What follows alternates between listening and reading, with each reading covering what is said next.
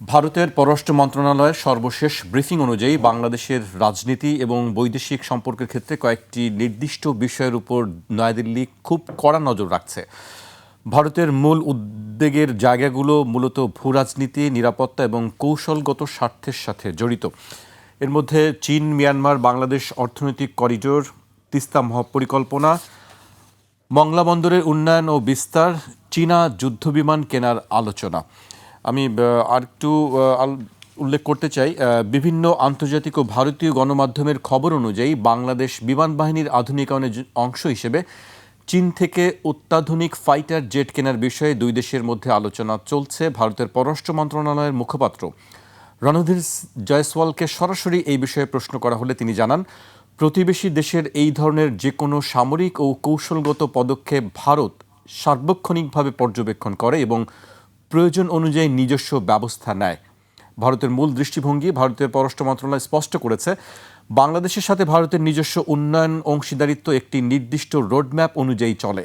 তবে বাংলাদেশ যদি তার অবকাঠামো, পানি ব্যবস্থাপনা কিংবা সামরিক ক্ষেত্রে চীনের উপর বেশি নির্ভরশীল হয়ে পড়ে, তবে ভারত তার সার্বিক পররাষ্ট্র নীতিতে সেই বিষয়গুলোকে মাথায় রেখে পরবর্তী পদক্ষেপ নেবে।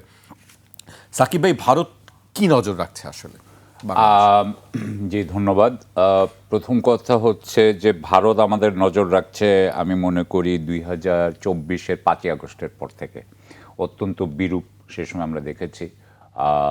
সে সময় আপনার বাংলাদেশের উপরে, হিন্দুদের উপরে প্রচণ্ড অত্যাচার হচ্ছে বলে একটা বিরাট অপপ্রচার তখন চালানো হয়, প্রচারণা চালানো হয়, বাংলাদেশ ভেঙে পড়ে যাচ্ছে চালানো হয়। কিন্তু এখন যেটা আমি দেখতে পাচ্ছি, বিশেষ করে 12ই ফেব্রুয়ারির পরে, ইলেকশন হওয়ার পরে, বিএনপি সরকার আসার পরে, সেটা হচ্ছে, আপনি তো কয়েকটা বললেন যে চায়নার ব্যাপারে, বাংলাদেশ যেহেতু চায়না ভিজিট হলো আমাদের প্রধানমন্ত্রীর, সুতরাং চায়না ভিজিটে কি হলো, চায়নার সাথে আমাদের সম্পর্ক কতটুকু বাড়ছে সেটা তারা দেখছে।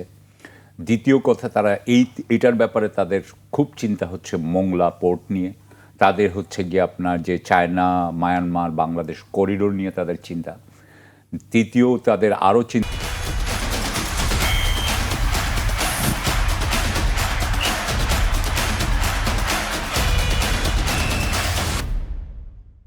হচ্ছে গিয়ে, যদি আপনি বললেন জেট এন্ড সির কথা বললেন, তাদের আরও চিন্তা হচ্ছে যে মিরেরসরাইতে তাদের যেই আপনার একটা ছিল, আপনার শিল্পাঞ্চলে এলাকা ছিল, যেটা আপনার ফৈনি বাইপাস বলে, ওই জায়গাটা একটা খুবই ইন্ডিয়ার ছিল, সেটা তো অন্তর্বর্তীকালীন সরকার ওটা ক্যান্সেল করে দিয়েছেন।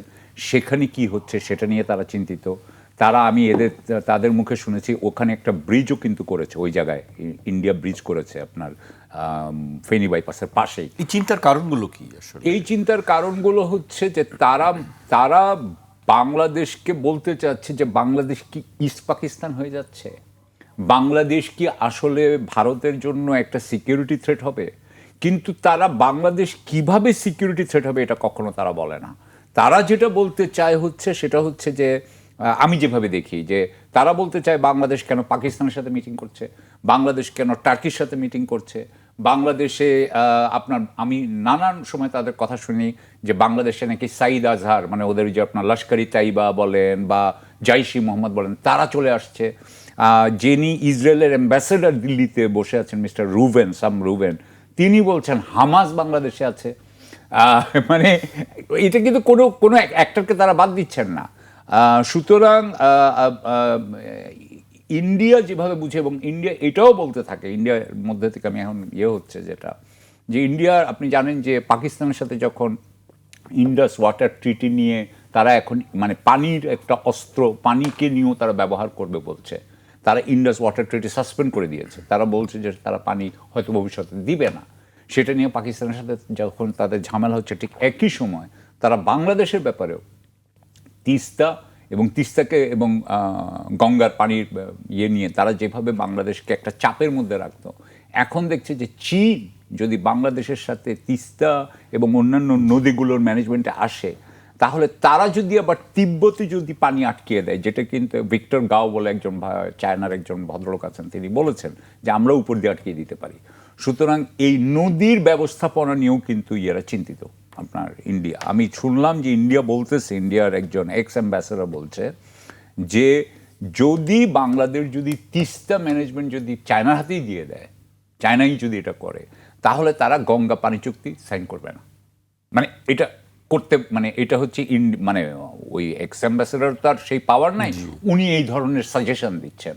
সুতরাং আরেকটা জিনিস তারা বলছে যে বর্ডার এলাকায়, সীমান্তবর্তী এলাকাকে তারা মনে করে যে এটা নাকি ইসলামাইজড হয়ে যাচ্ছে, সেখানে নাকি জামাতি ইসলাম অনেকগুলো সিট পেয়েছেন। তারা এটাও বলতে চান যে তাদের যে বর্ডার এলাকা, মানে পশ্চিম বাংলার সাইডে, সেখানেও নাকি মুসলিম আধিক্য দেখা যাচ্ছে এবং ওখানে নাকি মুসলিমাইজেশন হচ্ছে।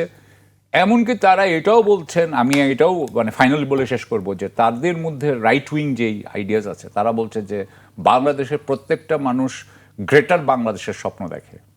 আমি তো জানি না কোনো মানুষকে গ্রেটার বাংলাদেশের স্বপ্ন দেখে, কিন্তু তারা এই ধরনের বলছে। সুতরাং আমি মনে করি, আমি একটা কথা বারবার বলি যেটা যে ভারত আসলে কি সমস্যার সমাধান করতে চায়, নাকি ভারত এই ইস্যুগুলোকে ওয়েপনাইজ করতে চায়? আমি যেটা বলতে চাচ্ছি যে ভারত যে নজরদারির কথা আপনি বললেন, এই প্রত্যেকটি জিনিসকে তারা ওয়েপনাইজ করতে চাচ্ছে, যাতে বাংলাদেশ একেবারেই আবারও সম্পূর্ণভাবে ভারতের অনুগত রাষ্ট্রে পরিণত হয়।